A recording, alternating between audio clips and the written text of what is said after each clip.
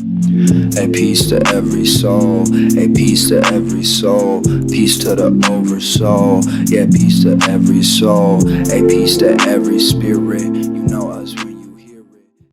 All right, so I am here with Jiro Taylor. Jiro, great to have you on the show. Thanks you, brother. Good to be here. Thanks for joining us. I'd love to start with a bit of your story. I'm curious to hear some about your background and how you ended up founding Flow State Collective. Yeah, cool, man. I guess it all begins, the Flow State Collective, first of all, it's a vehicle through which I explore truth. And with that context, I guess it goes way back to my childhood. I was raised by a very fervently religious mother. I was raised as a Jehovah's Witness. The link to truth there is that they call their religion the truth. So they sort of like claim truth, the whole concept of truth as their own. That's one of the kind of like indoctrination strategies, I guess. So basically I was born into this religion and I was fully indoctrinated. I was knocking on doors from the age of 5 years old. I was giving talks in my little tie outfit. I was brought up I was a Jehovah's Witness child. I was fully indoctrinated with this perspective of truth where this life, it was just like a kind of like a dress rehearsal for this other thing, which was called paradise on earth. And if you did certain things, you were going to live on paradise on earth, and Armageddon was going to completely obliterate this existence. So that was my reality that I grew up in. And by the time I reached 12, 13, I could recite the Bible back to front. I knew all of certain sort of like interpretations of the Bible. I had fear indoctrination, like just like seeping through all of my synapses. It was like I was soaked in it. And then when I was 13, 14, 15, I began to, for whatever reason, I began to question things and began to see cracks in the logic, and to begin to realize that perhaps this wasn't the truth. And by the time I was 15, I had made a clean break and I had broken away from it, much to the horror of my mother, who basically sees it as me choosing to die in Armageddon. And to this day, she tries to reconvert me. Fast forward a little bit, left that religion with a fervent desire to explore what actual truth is. And so I began reading books on philosophy. Zen Buddhism and Taoism really intrigued me from an early age. The ideas of searching within oneself, self-inquiry, it was like drinking from a completely new well of spring water, having had a whole childhood of just like being rammed like dogma into my mind. So that was a refreshing thing for me. So my late teen years and my early 20s, I'd lived in Japan for a couple of years and I had a Zen monastery just down the road. So I got deep into meditative practices and, had my own direct experience of experiencing all that I am, beyond the mind, beyond the body, beyond the stories and the thought form. And this was very obviously transformative to have a direct experience like that. And, just learning practical tools like how to actually observe the mind and what is the mind and all those sorts of good things, as well as the philosophies around the Taoist kind of wisdom around the flow of life and understanding a little bit what we are and how we can cohere or harmonize with something greater. So this is all like just flooding into me at quite an early age. Then I decided to kind of like follow this path that had been laid out by culture and by family and by ancestry and by peer pressure and social conditioning. And I decided to go into the corporate world because I was really, really curious about achieving that which I had been told would lead to happiness and contentment and validation and all sorts of success kind of ideas. And I was like, I was skeptical. I was like, I don't see how this can be the path to those things, having explored my mind. But I was also curious to actually live it rather than just, theoretically abandon it. So I actually decided to live it, and I went fully into it, and I joined the finance industry. I was a headhunter in the finance industry. It was very, very kind of like smoke and mirrors, dog eat dog, very brutal, aggressive, kind of like pointy end of the corporate world where you're doing deals and you're lying through your teeth and you're pretending you are someone, and it's all ego inflation stuff. And I went deep into that world, and I did it well, and I thrived, and I made a lot of money. And I did it for 7-8 years before reaching a stage of either facing this point where I was either going to continue down this path of building up this caricature of who I was, this ego inflated kind of like caricature of a successful corporate person, or I was going to honor this voice that was getting louder and louder within me, reminding me that that's just stories and illusion, and that's not me. And eventually the voice within overpowered the voice of the ego. And I made another clean break, and that was 2008, August 2008. I left the corporate world, moved to Bali, immersed myself in Taoism and Buddhism once again, surfed and got in nature and just like practiced meditation and yoga for hours every day. And then I've never looked back since. I spent the next few years just exploring this concept of harmonizing with some greater pattern of the universe, Wu Wei, quantum flow. There's different languages to describe what I'm describing, but I realized that there were patterns, and when I harmonized with them, there was a opening up of my nervous system. There was a decreasing of the noise of the mind.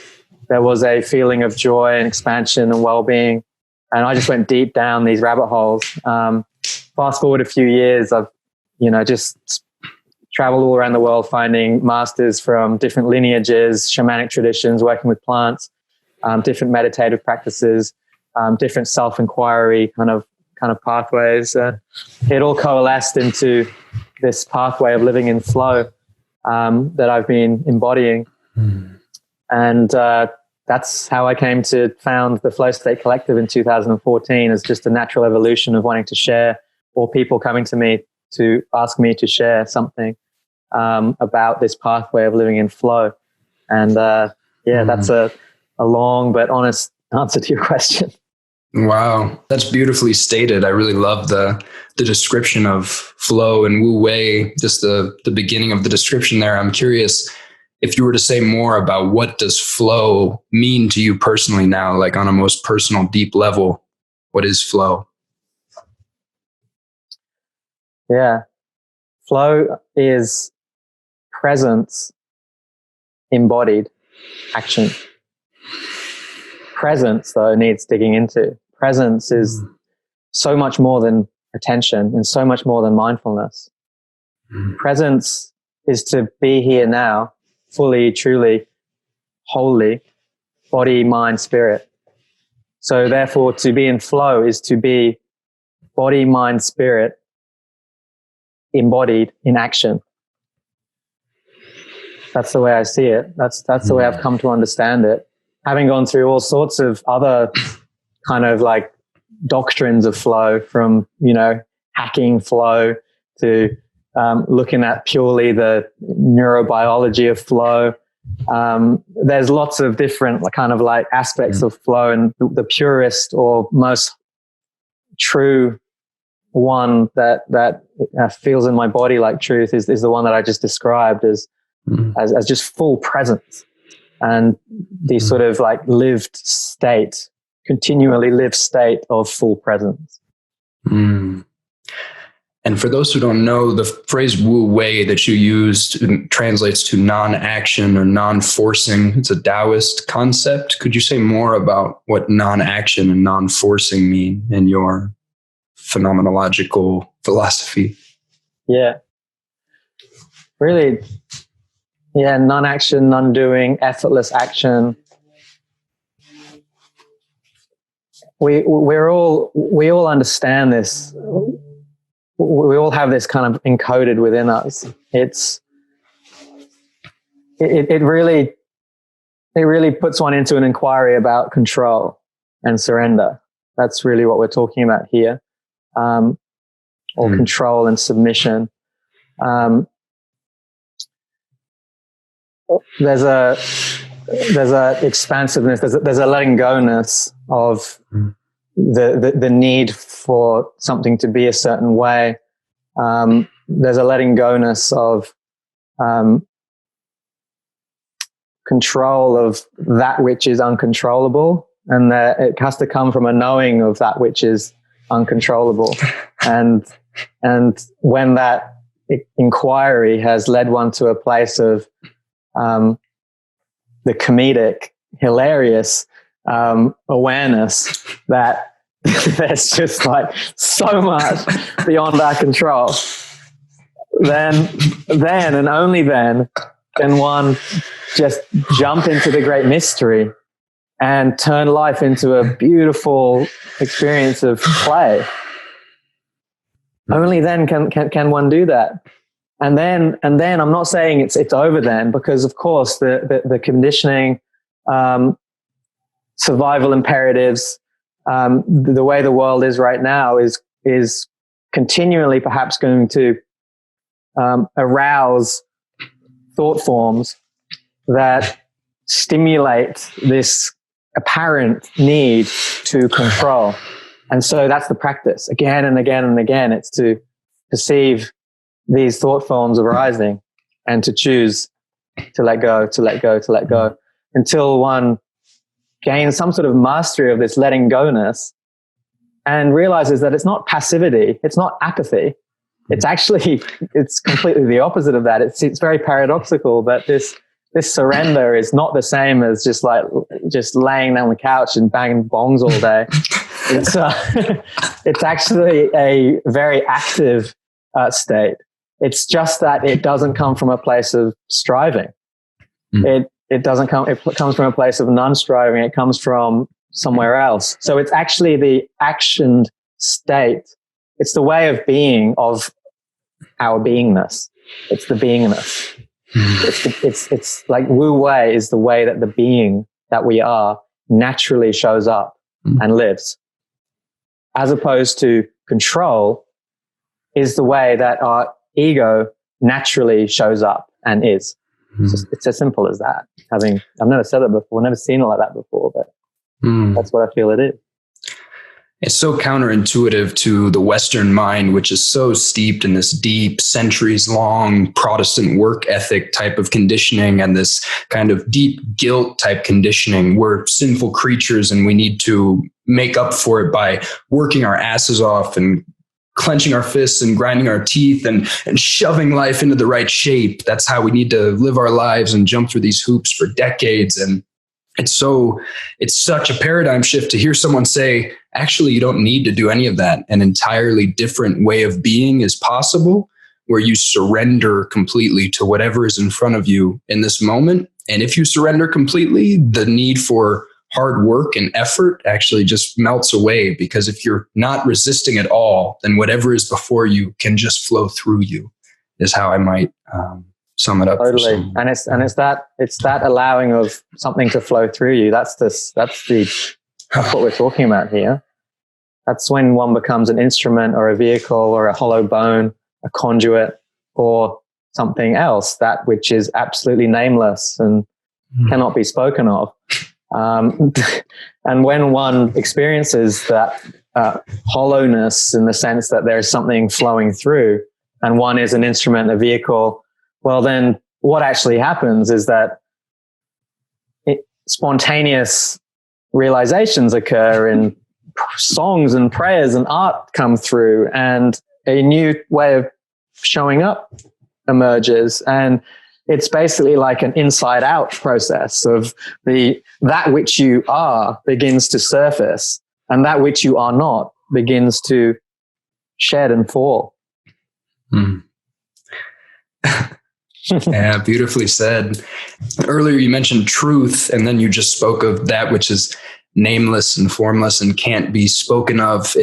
Truth is such a tricky thing because it's so hard to say anything about it, because the map is not the territory, and the finger pointing at the moon is not the moon. But if you were to try to say something about your conception of truth, to concisely paint a picture for someone of what truth is, what would you say?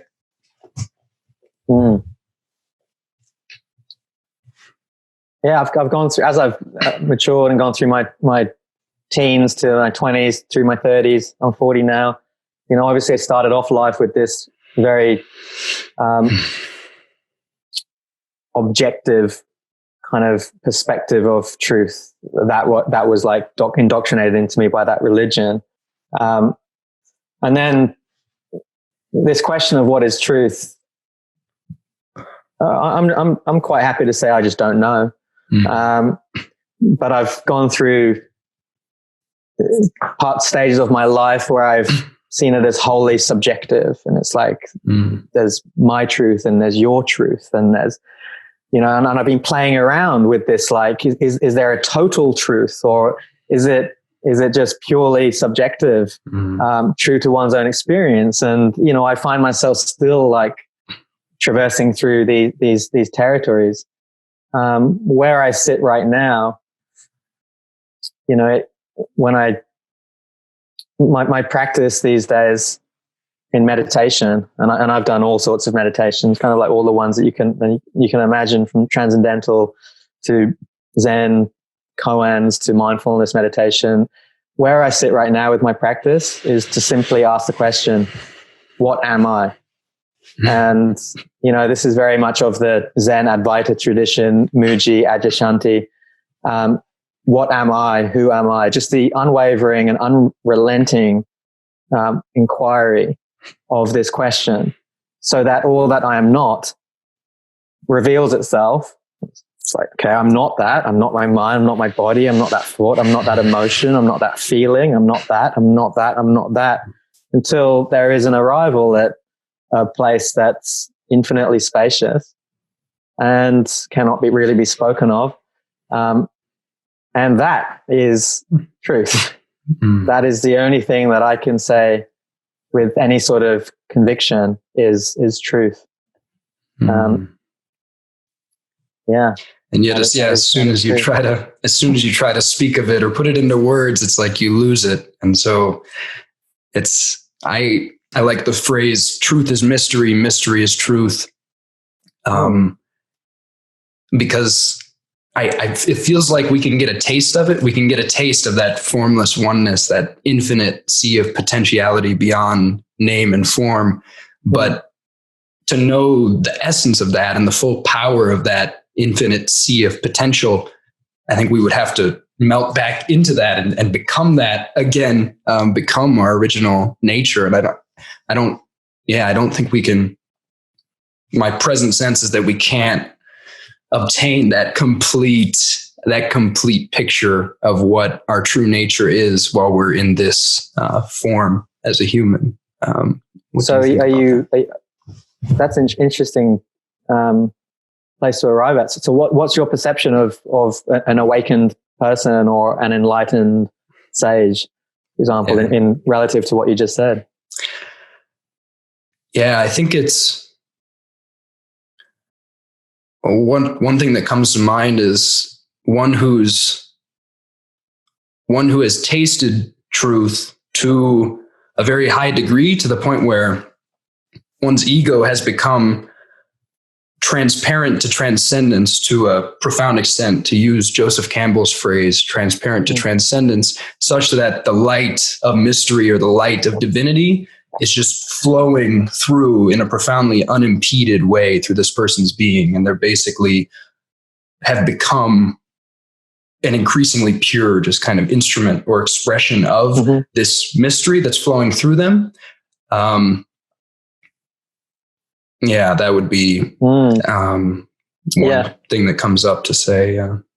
Yeah, sure. Like, reading and listening to a popular spiritual teacher called Adyashanti.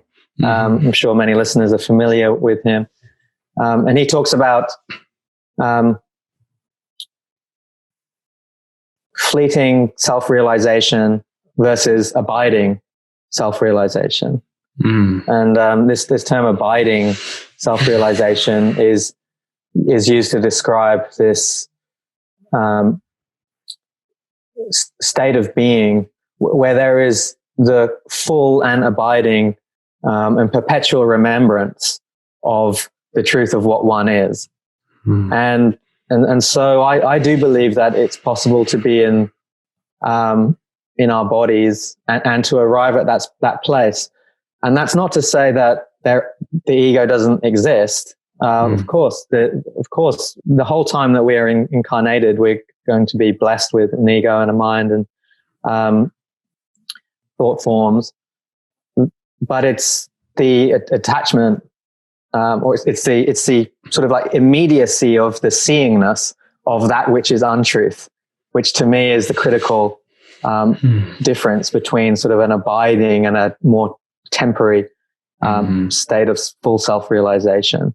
The immediacy of the seeing of untruth, and so this is my practice. This is what I'm training for is for that immediacy, and I'm nowhere near it. It's like I get caught up in my stories all the fucking time, but I know that as my practice develops, that there is a sharper, a more graceful seeing, and a more powerful releasing and choosing to re-identify with the eternal and infinite. And so, yeah, that's kind of like where I stand on all of that. Do you think in this form we can actually attain a full remembrance of who we truly are, like a full knowledge of the nature of God or mystery or oversoul, whatever you want to call it? Yeah, I do. Can I tell a quick story about Please. a guru called Sri Ramana Maharshi, who was Mooji's teacher's teacher. So that very much that tradition of direct self-inquiry. And this guru died in 1951. So when he was born into a caste of Brahmins, or sort of the priest class in India. So one could say that he was genetically predisposed, if one takes sort of like an epigenetic perspective on this, he was predisposed towards the awakening practices. Anyway, by the time he was, I think it was 12 or 13, he was having deep meditations and very profound realization. And he had this experience at the age in his teen years where he had an experience of, he recounts it as kind of like a near-death experience or a dying in his body experience. But he was sort of catatonic and in like a coma-like state, it was like it was what we call spontaneous self-realization that he achieved. And he was so deeply in this state but the people around him knew that he was in this, actually his vitals were doing fine. He was just in a very, very deep state of meditation. They fed him food and this went on for weeks and months, and they just fed him food because he was just like in this state of pure oneness. He was in this state of just like being the divinity. And eventually he chose to come out of this state. And from that point on, people came to him for teachings, and he was an embodiment of divinity. And so it's stories like that, and then reading the words. Unfortunately, we can't be with him, but reading the words that state, the purity of the transmissions that have come from that state, give me the sense that perhaps it is possible. So I'm going to lean on that side, that it is possible, and that there are saints and sages who have reached that stage in their embodiment. Yeah, that's so fascinating. My present understanding of it would be that there are like profound degrees of remembrance that we can attain in this human form. But I had this message come to me one time on ayahuasca where it said like, well, you know, you can get a major taste of the kind of God nectar, the God essence in this form. But if the volume knob of like God energy just kept being ratcheted upward more and more, your body would just burst into flames or melt into the ether because you have certain physiological constraints on the degree to which you can really fathom the power of this energy, because it's literally infinite. But then I've wondered, is it possible for us to, in kind of our astral bodies or spirit bodies or something, kind of leave the constraints of this physiological body to then expand near infinitely to kind of remember the oneness more fully? That may be the case. I don't know. My present sense is that the process of expansion and enlightenment continues after this human lifetime, and that there are more profound degrees of expansion and remembrance and enlightenment that can come when we're in more subtle forms of like when we're just spirits or celestial beings or something like this. But, you know, this is, I truly don't know either. So it's just, we're going to have to wait and see, bro. Yeah. Yeah, I guess so. We're all going to find out sooner or later. Yeah, for sure. Like I certainly wouldn't object to your idea. And I've had my own experiences with the plants where I've become aware of varying degrees of ascension and different kinds of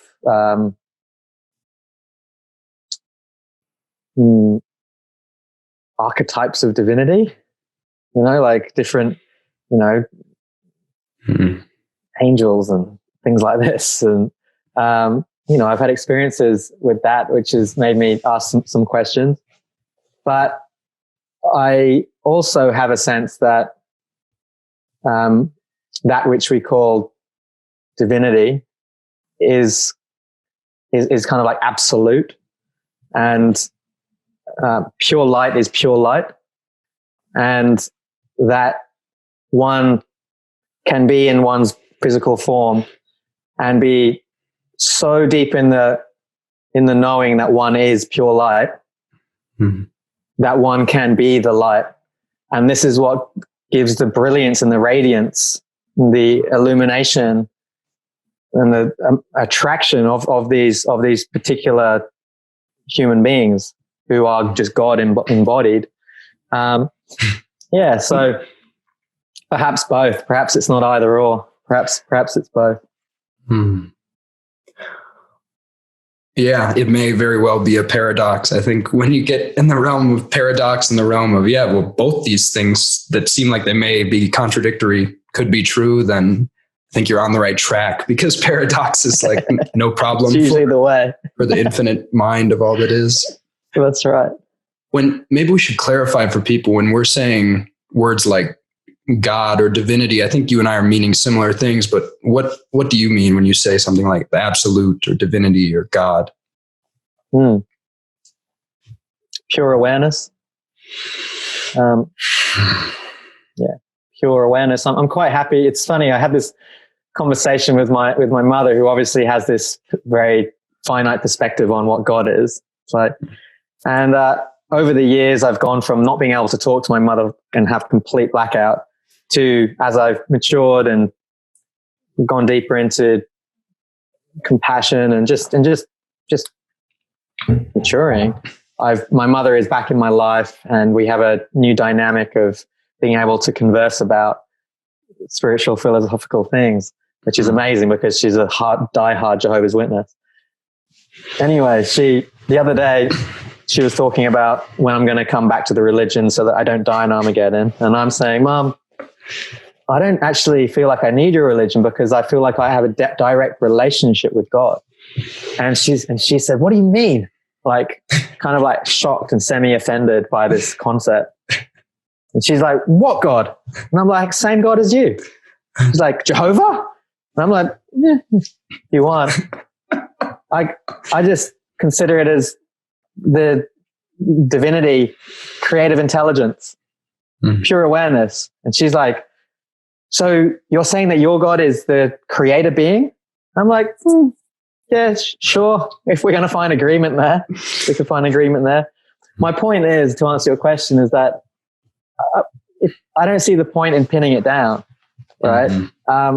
I use God as in sort of like a deliberately triggering way often, because in the same way that I use words like ritual or mysticism or prayer, because I notice that they can trigger people who have been brought up in Christian Catholic settings where there's an allergy to words like spirit. And I feel like it's important for there to be a reclamation, because language shapes so much of our thought patterns. And so I feel like when I talk about God, sometimes I'm talking about myself. Sometimes I'm talking about that which is really you. Sometimes I'm talking about the creative energy. Sometimes I'm talking about the unknowable, the great mystery. In the words of Rumi and Hafiz, those poets, those Persian poets, have like got thousands of awesome names, like the conductor, for example, the orchestra leader, it's basically just to describe whatever way you want to describe as that which makes it all possible. That's where I'm at with that one. Is anything apart from God in your conception? Anything you see ever separate from God? Good question. No,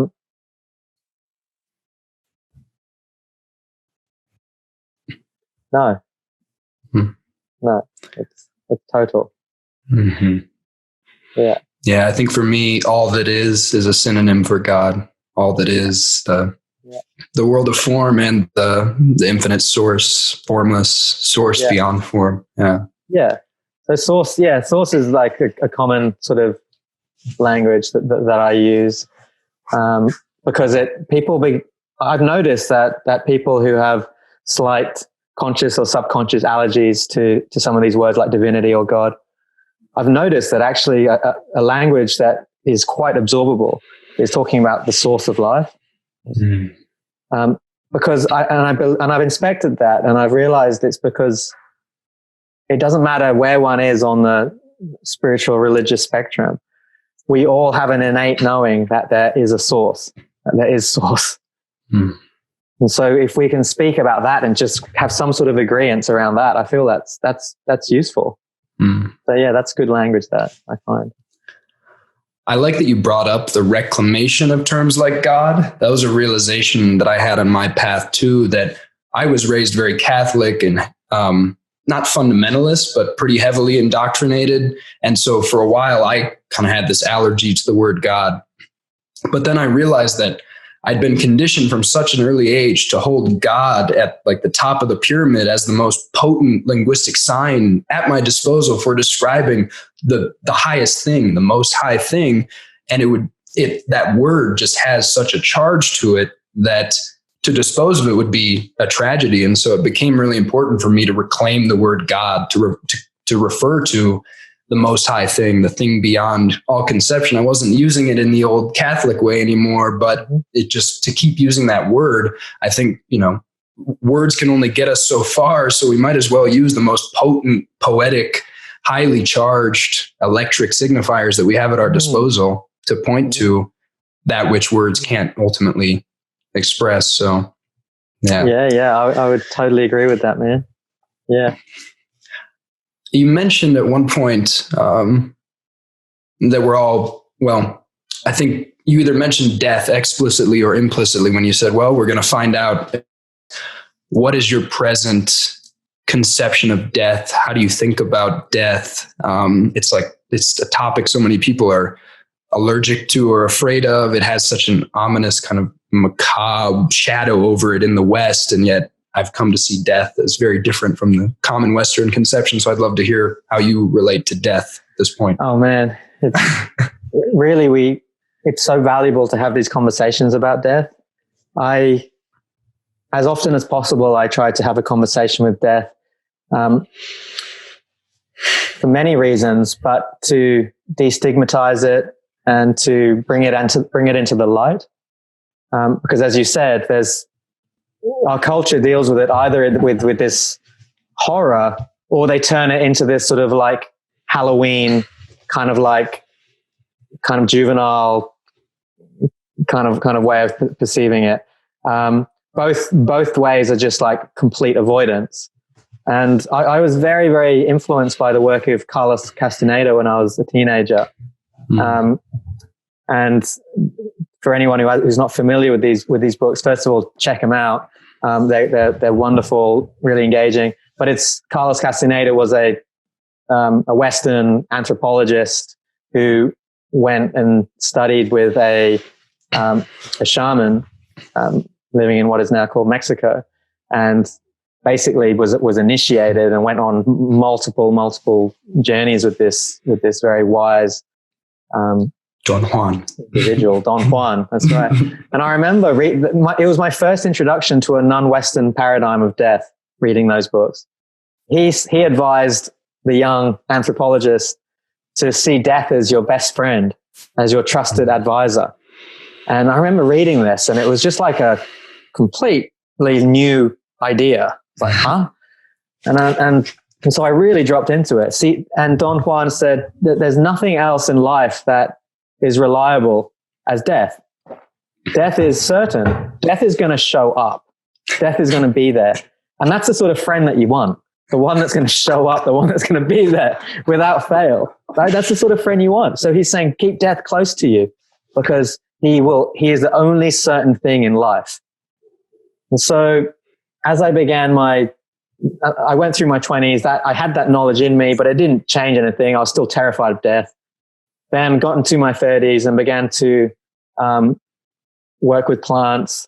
I also had a near-death experience, which is another story. But really my initiations with ayahuasca just taught me so much about death, about plunging into the chasm, the blackness, the darkness, and being rebirthed. And my paradigm on how to live our best lives is what I teach, my philosophy on how to live our best lives is completely based upon learning how to die. Completely based upon that. How to live well is in complete proportion. It's in complete relationship with how to die well. Learning how to die well is not macabre. I'm not talking about the actual physical death. I'm talking about learning how to die in the sense of identities dying. Learning how to let old ways of being die. Thought patterns, forms, ways of showing up. It's just like the shedding of leaves off a tree or bark off a tree or snake off a skin. Nature is continuously teaching us that the fundamental pattern of the universe is death and rebirth. It's represented in this kind of like toric field shape that apparently is the shape of our energetic fields. It's the shape of the Earth's energetic field, but it's kind of like this donut. And it's like this represents to me death and rebirth. It's like we're living, growing, dying, being reborn. And my observation of my life is just that I'm continuously I'm continuously dying. Something in me is continuously dying, and something in me is continuously being reborn. As I grow, I become more aware of those parts that are dying and those parts that want to come through. As I get more skillful, I learn how to let those parts die with more grace and more ease. And I learn how to let what's coming through come through with more grace and ease. And so I actually believe that this practice of learning how to die well is is I think to the Tibetan Buddhist concepts of the bardo and when we actually die, what happens when we actually physically die. And I feel like, learning how to die well is wonderful for everything. It's really how to live in the flow of life, right? It's learning how to die. But I also feel like we're practicing for when we leave this physical body.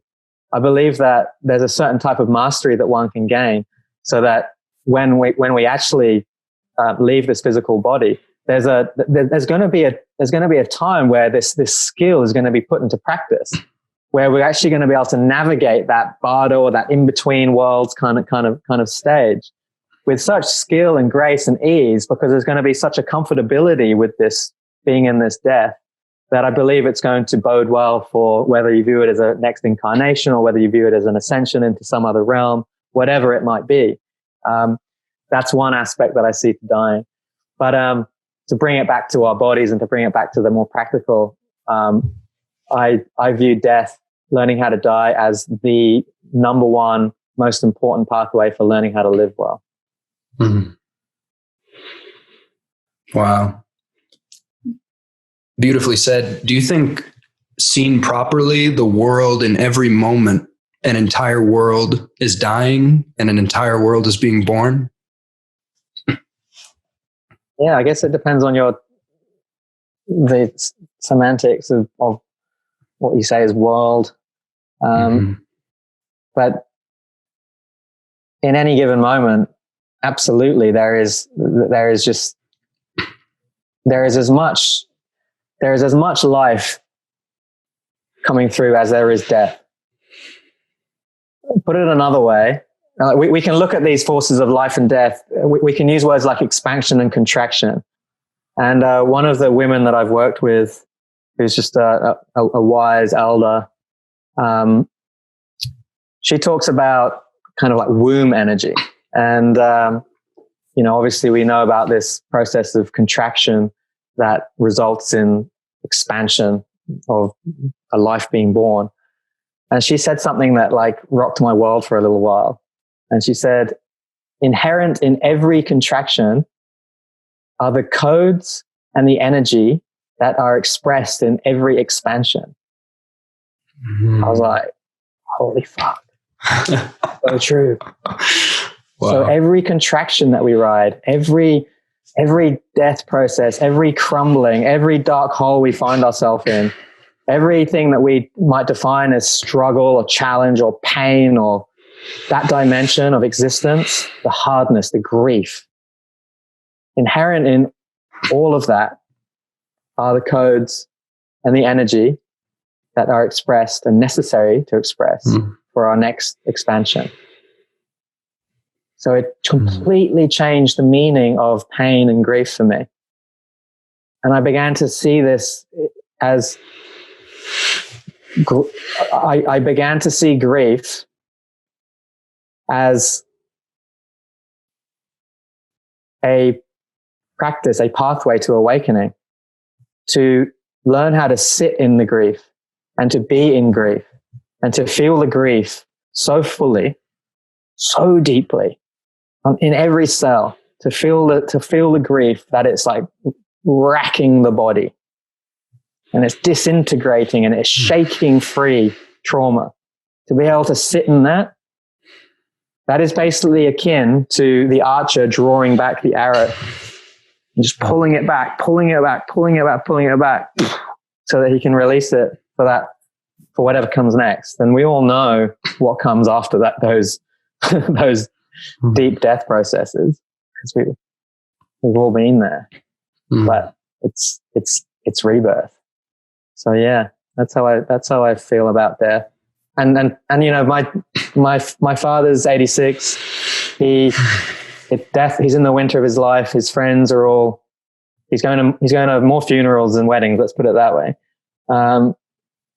Death is really front and center for him. He's never had a philosophical kind of bent to his way of being. He's never looked at at death in the way that you and I have. And he's terrified. He's terrified of some ending.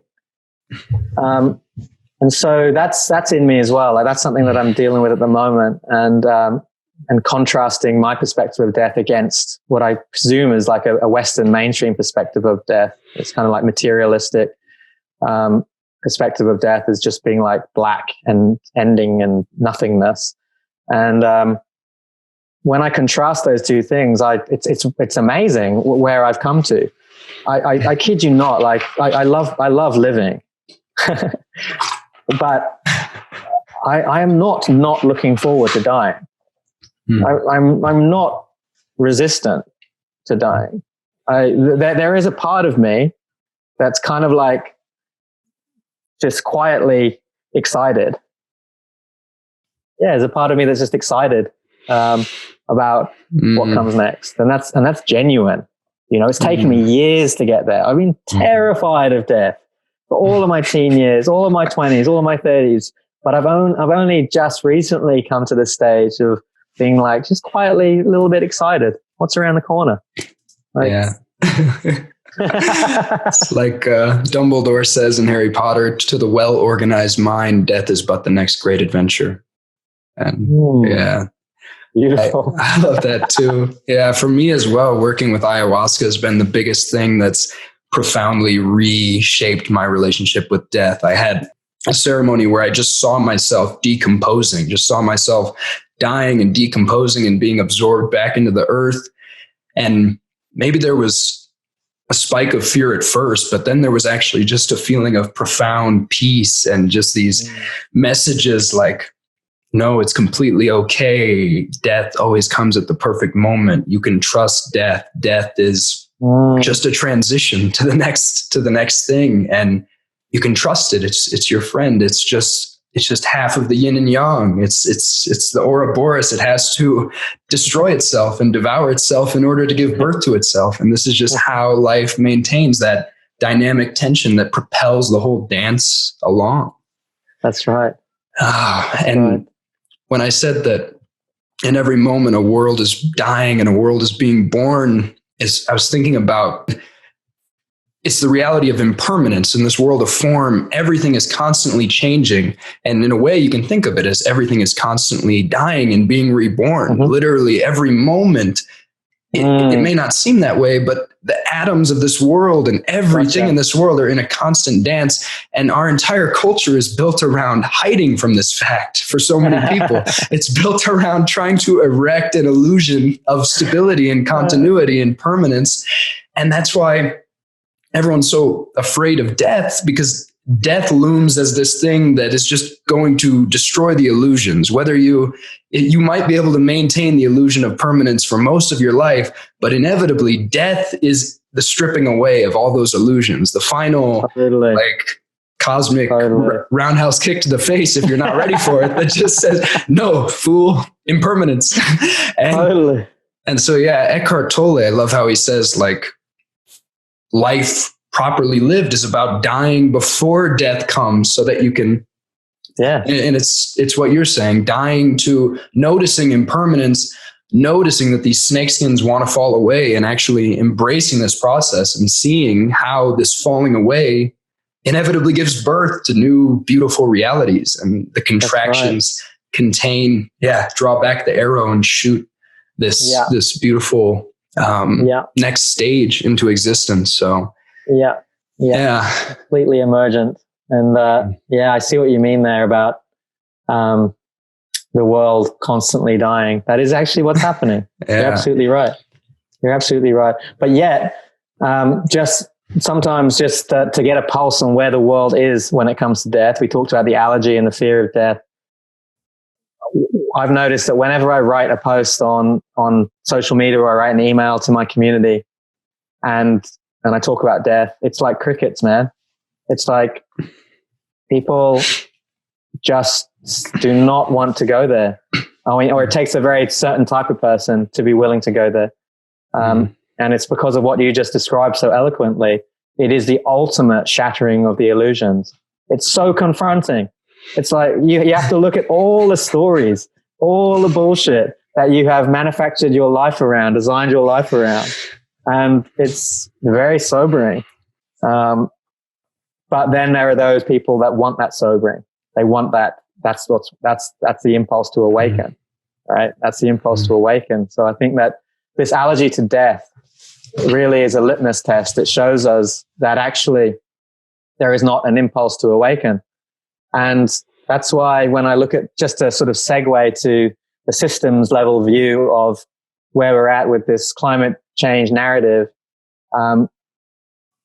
what I observe is that there's a whole lot of focus on the statistics and the science of climate and so forth, and not very much attention on the on death, because there is not yet a readiness to face the bullshit for individuals to actually face the bullshit of the stories of all the way that we're contributing into this thing that is going to lead to this mythical Armageddon.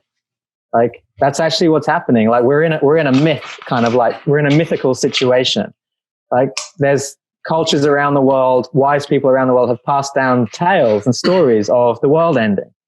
And these are parables that are designed to lead a person back to the heart, back to the self-responsibility, back to the realization that we're constantly in a death process. This idea of the world ending, yes, it's real, because as you said before, the world is always dying.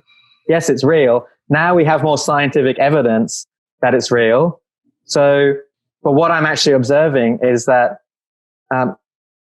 because there's this fear of facing the bullshit, of facing the illusions, it's actually far too confronting for people to actually take what's happening on the outside as an opportunity to initiate, as an opportunity to transcend the stories and the bullshit that has led to the reality that we have now.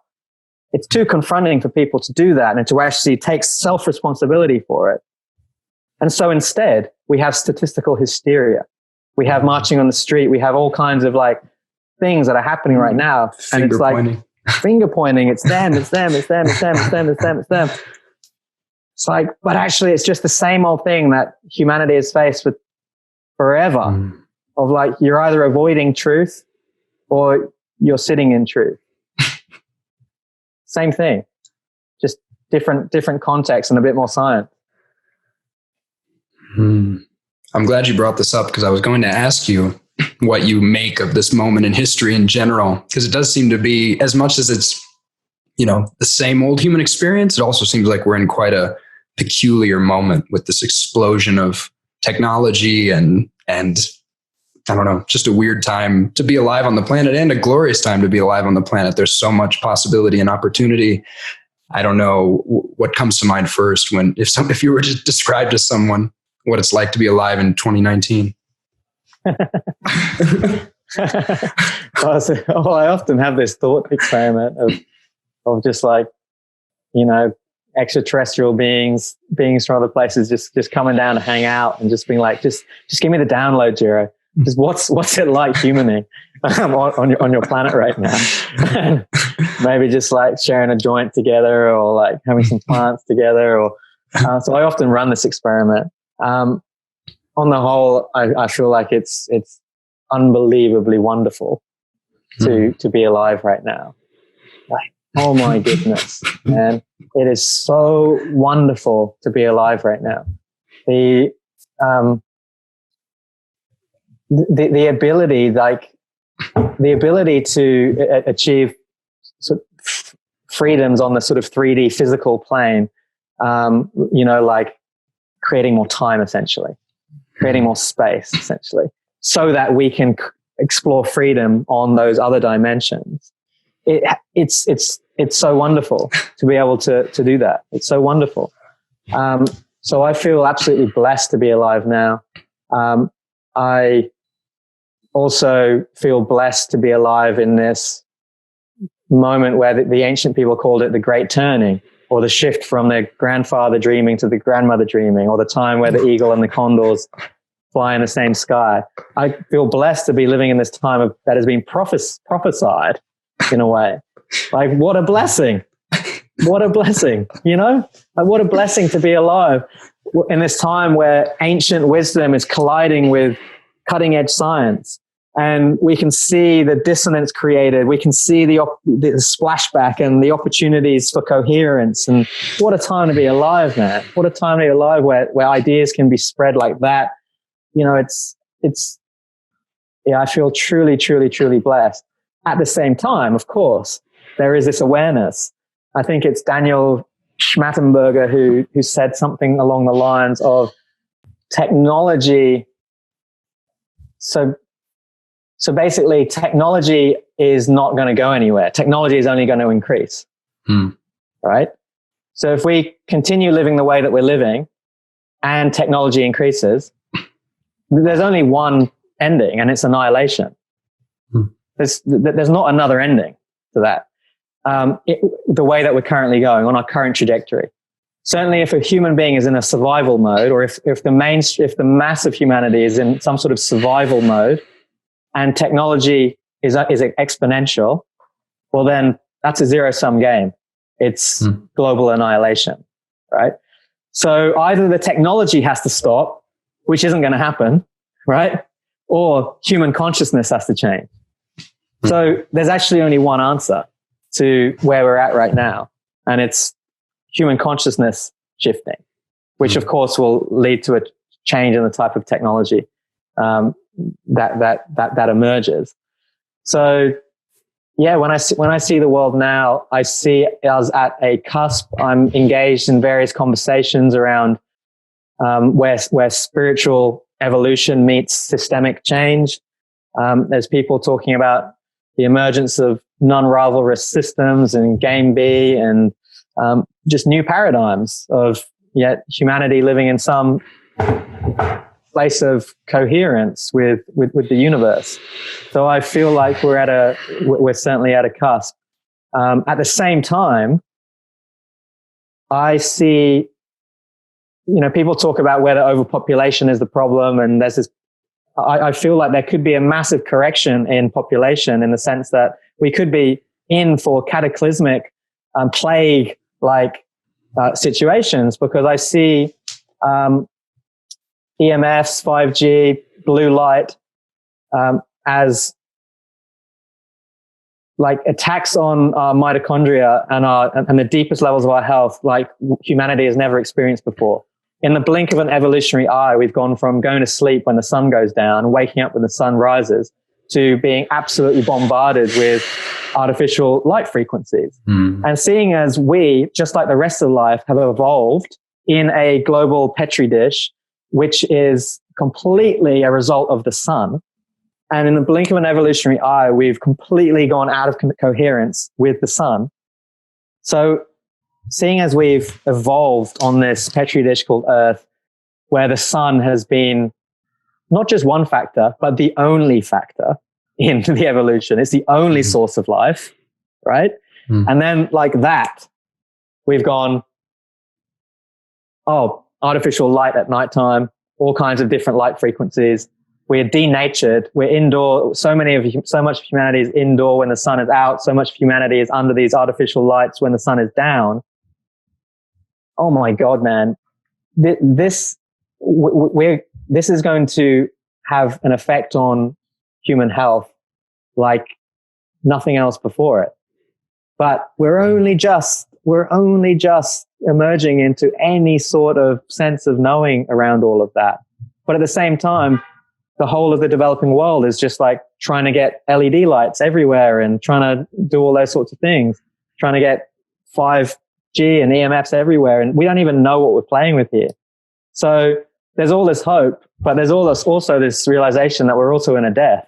There's all this like new life energy of like ideas and systems change and what technology can be applied to do. But at the same time, on the most basic levels, I can see huge death energy around us.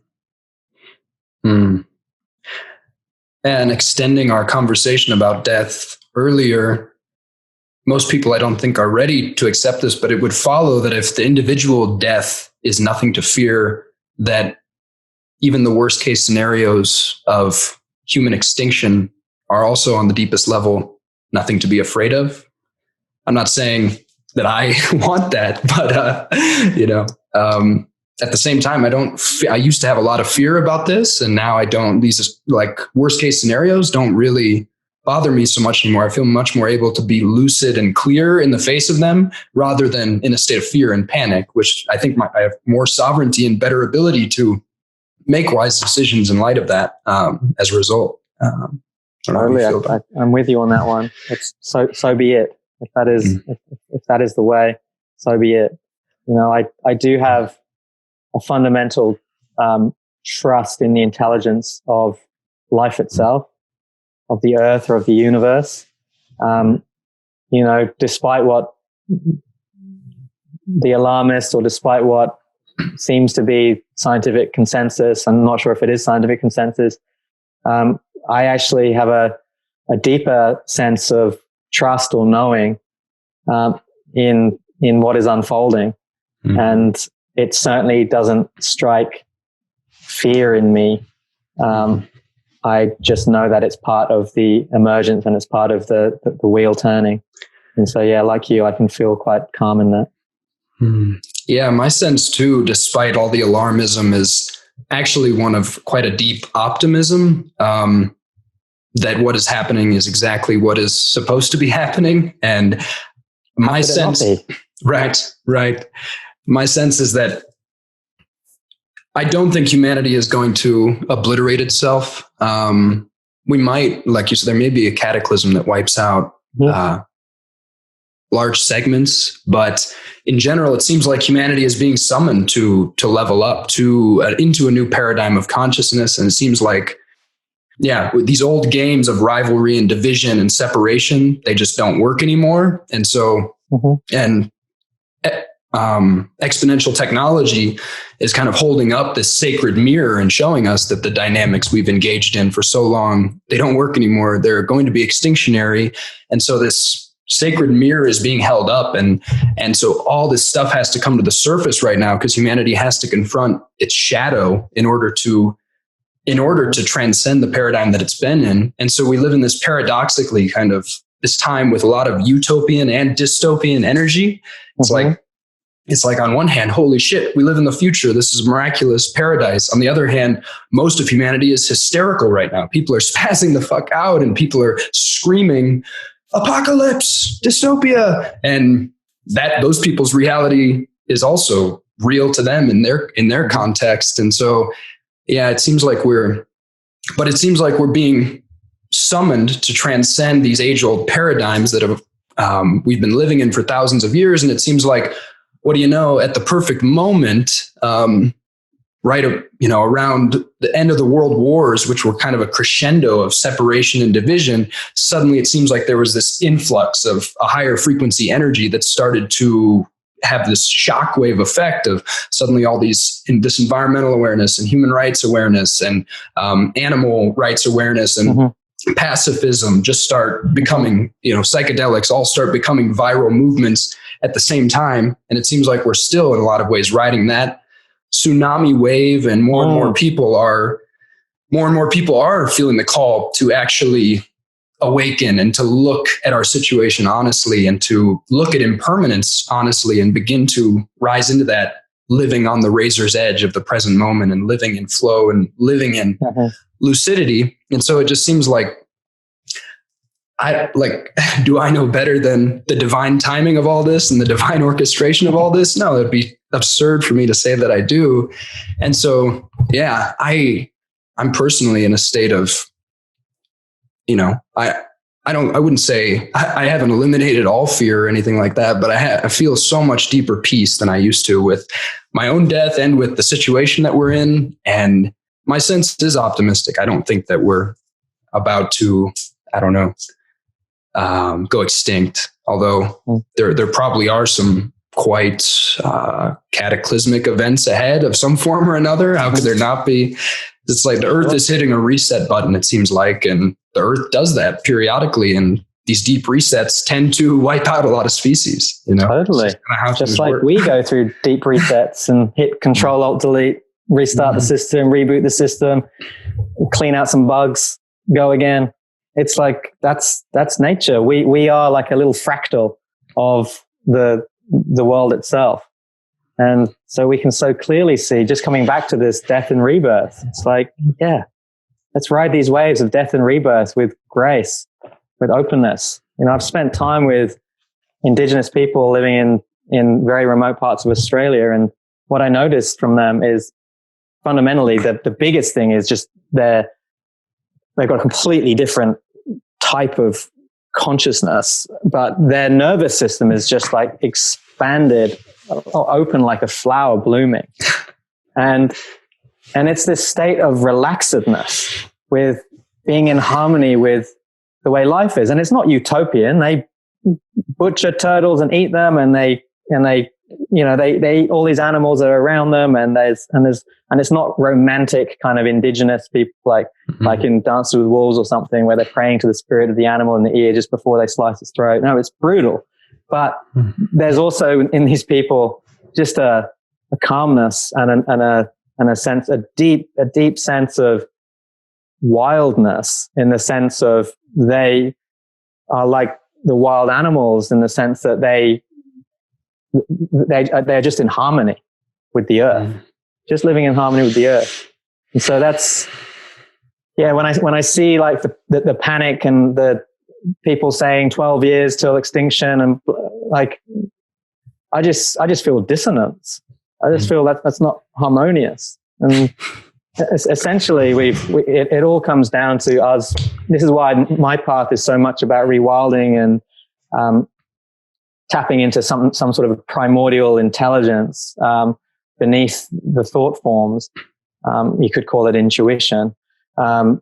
So much of my path is about developing, refining, listening to intuition, because the information and the hysteria is only getting louder and louder and louder.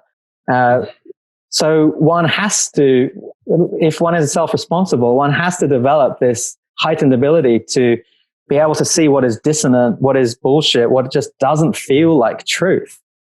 And that's why this domestication that's happening around the world is such a tragedy. And that's why I stand for a de-domestication, a rewilding, getting feet on the earth, developing this direct relationship with the sun, talking to the forests, communicating with the oceans, being in this like state of constant communication brings about the oneness, which heightens one's intuitive awareness, which enables one to understand deeply what is harmony and what is not harmony.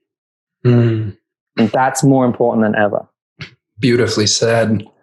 And to reestablish that connection to the intelligence of the earth and the intelligence of all that is, to realize that we're not living in a cold, dead, dumb, accidental world. We're living in a living world that's permeated with intelligence. We're so cut off from this reality, you know. Nietzsche said God is dead, and he was referring to this disenchantment of the world, this disconnection from the underlying mystical reality of the world. And it seems like when I see so much hysteria, I just see a culture that's become obsessed with ego and thought and putting its own intelligence on a pedestal and saying we're the pinnacle of intelligence, and then looking around and just seeing through the eyes of fear at everything. Yeah. See a culture that's completely forgotten how to tap into and how to trust the deeper intelligences of nature. Yeah. So it's I'm with you, brother. There's that one dimension of intelligence that our culture has become obsessed with. The measurable, the empirical. And then there's like these other, which is kind of like represented by the masculine. And then there's these other dimensions of intelligence, which is kind of like archetypally represented by the feminine, which is unmeasurable, immeasurable, which is unquantifiable. It's really about the intelligence of the being, the innateness.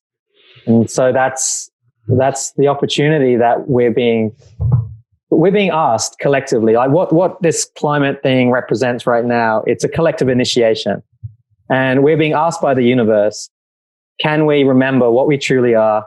Can we integrate and come out of the spell of scientific Darwinian rationalism? And can we learn how to harmonize that form of intelligence with something else? Can we bring the yin and the yang together? Can we integrate masculinity and femininity? That's what this initiation is all about. So yeah, I'm ready to initiate. That's what the work is. One thing I find really fascinating is how the global debate around global warming seems to function as kind of a red herring, like a distraction in a lot of ways. People are embroiled in this fierce debate about whether global warming is really happening and how bad it's going to be, at the expense of looking at the very obvious signs that we're living in disharmony with the earth and that our trajectory is unsustainable, like half the Amazon being cut down and the oceans being severely polluted and acidified, and there being islands of plastic, and the air quality just diminishing so much that people in China are wearing air masks and ordering air from Canada. It's absurd. Humanity's capacity for self-delusion, humanity's capacity to ignore these really, really obvious signals that, look, we need to course correct. There's just no way that this is going to work. So yeah, I think Charles Eisenstein kind of makes that point in Climate, A New Story, which I haven't read, but which I know the gist of. And I think that's a fascinating point. There's so many people that are turning the climate change thing still into just another stage on which to play out this theater of duality and division and polarized, fierce finger pointing, basically. Totally. That's exactly what I observe. And once again, it's an invitation for us to go within. It's an invitation for us to self-initiate and to ask the tough questions, to face the illusions, like you said, to actually like look death square in the eye and be like, well, what in me wants to die? Like that's what it is. And so I just see this grand externalization happening right now. And I stand for like the bringing it back to oneself. This is why, movements, I'm not against direct action. If that's coming from the core of one's being, then I think it's beautiful that people take to the streets and people speak their truth. I also feel like movements like permaculture or minimalism or getting back, anything that takes one back to the earth, back to the simplicity, anything that challenges the stories of convenience and consumerism and I am not enough, anything that challenges those stories head on, any movement is the work, is a beautiful pathway, and is probably going to do more to contribute to this so-called crisis than anything else. Beautifully said. Yeah, brother. Yeah, we're running out of time here. Yeah. There's one quote I wanted to just put out there at the end here that I think is really relevant to the discussion. And maybe you have some concluding thoughts on it. But in one of the translations of the Tao Te Ching, Lao Tzu says, "Do you want to improve the world?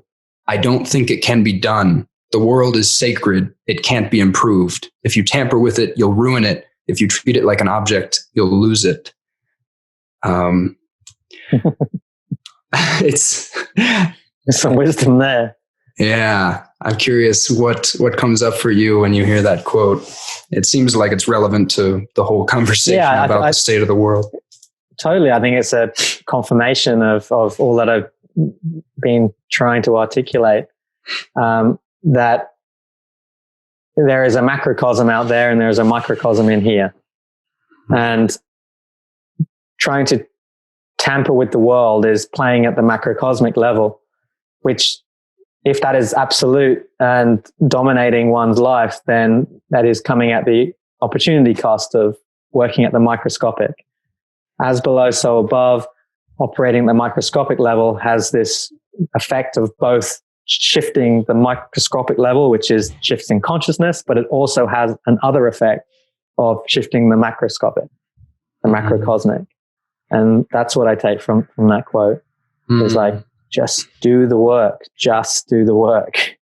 And what emerges from that place might well be, grand system changing things, ideas, innovations, new ways of showing up. I'm not against any of that. I'm not against like people taking to the streets or people protesting. I'm not against any of that. It's fucking beautiful.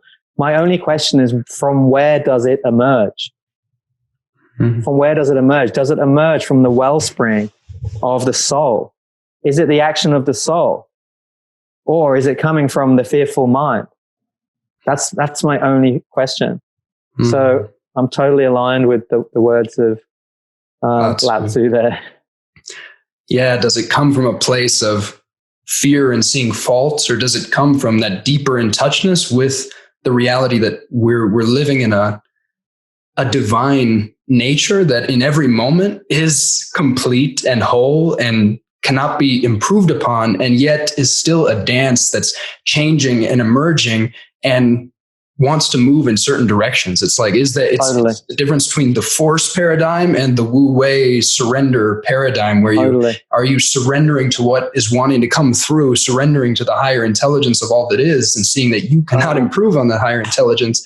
Or are you coming from a place of fear and making the world wrong and making things wrong, and then trying to throw your weight against it to control it and push it in the right shape? The latter never works. And the former is, I think, the paradigm that we are being summoned to shift into. So I'll just end on this one idea. And it's this, you've brought the Taoist, the Lao Tzu into this conversation.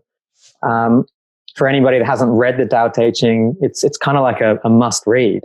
The Taoists represent, like if the whole world were to adopt a Taoist way of being right now, it would all be okay, because the Taoists were in absolute relationship with nature. Like their way of understanding and integrating and harmonizing and romanticizing and being one with nature was like no other. They articulated this so beautifully. And what I feel is more important than anything right now, I was at an Extinction Rebellion march in London. I happened to be there. I walked through it, and the energy that I felt, there was some pockets of just like awesomeness, and then there was this overriding sense of, do the people here have are they in courtship with nature? Is there a deep, deep, deep relationship, like a lovingness, like a two-way kind of like synergistic giving and receiving of the heart energy between the individuals here and nature? And whenever I don't notice that, but yet I hear people clamoring for the earth, it feels hollow. And so what I urge people to do, and what I try and embody by helping people come on vision quests and to spend time in wilderness, in wild places, is to actually cultivate, to be in courtship with nature, to be in a beautiful, romantic, a deep, loving relationship with the oceans and the forests and the earth. Not some sort of like, kind of like, can't think of the word, but just like this kind of flippant, I love nature. But no, this actual love of a place, this love of a special mountain that you might have, this deep, deep sense of kinship with a particular part of a forest that you frolicked in as a child. There has to be this deep, deep relationship with nature for any mature and real protection of nature to emerge. It has to come from that love. And that's where I'm at. That's what I'm standing for and calling for. Wow. Beautifully said, brother. Thank you for that. And what's the best place for people to find your work online and connect with you? So flowstate.co is where the work happens. If you're a founder, I do work with founders and companies. That's flowstatex.com. But for vision quests and mentoring and wilderness experiences, flowstate.co is the place to go. Beautiful. Well, thank you again so much for your time, brother. It's been a joy. Thank you, Jordan. Yeah. Thanks, brother. It's been a pleasure. Yeah, you're welcome.